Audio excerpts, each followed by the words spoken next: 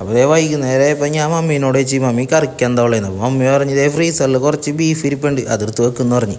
അങ്ങനെ ഞാനും മമ്മിയും കൂടി ഇതേ ബീഫ് കറി വെക്കാൻ പോണേണ്ട.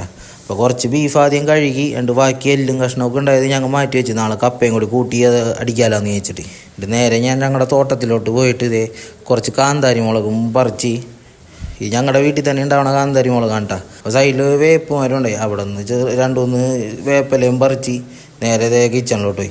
അവിടെ ഞാൻ ചെന്നപ്പോഴേക്കും മമ്മി ഇതേ ബീഫൊക്കെ കഴുകി ഇതേ കുക്കറിലോട്ട് ആക്കാണ്ട്. എന്നിട്ട് ആ കുക്കറിലോട്ട് തന്നെ പറിച്ച കാന്താരി മുളകൊക്കെ ഒന്ന് കട്ട് ചെയ്ത് അരിഞ്ഞിട്ട് പിന്നെ കുറച്ച് വേപ്പിലയും ഇട്ട് അതൊന്ന് വേവിച്ചെടുക്കാമെന്ന് വിചാരിച്ച്.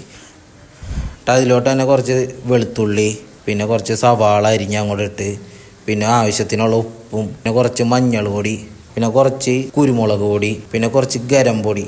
ഇത് തന്നെ നമ്മുടെ വീട്ടിൽ പൊടിച്ചെടുത്താണ്ട് ഈ ഗരമൊക്കെ പിന്നെ മല്ലിപ്പൊടി പിന്നെ അവസാനമായിട്ട് കുറച്ച് മുളക് പൊടിയും കൂടി ഇട്ട് പിന്നെ ഇത്തിരി എണ്ണയും കൂടി ഒഴിച്ചെടുത്ത് അതെല്ലാം കൂടി ഒന്ന് ചെറുതായിട്ടൊന്ന് അങ്ങോട്ട് മിക്സ് ചെയ്ത് കൊടുത്തിട്ട് കുറച്ച് ഇഞ്ചിയും കൂടി ഇട്ട് നേരെ കുക്കർ എടുത്ത് നമ്മൾ അടപ്പത്തോട്ട് വെക്കണേന്. അത് അങ്ങോട്ട് അടച്ച് തീയും കൊളുത്തി ഒരു 3 വിസിൽ വരെ നമ്മൾ വെയിറ്റ് ചെയ്യണം കേട്ടോ. 3ാമത്തെ വിസിലാകുമ്പോഴേക്കും നമുക്ക് സംഭവം തുറക്കാം. ഇതാണ്ട് നമ്മുടെ ബീഫ് അങ്ങനെ റെഡി ആയിട്ടുണ്ട്.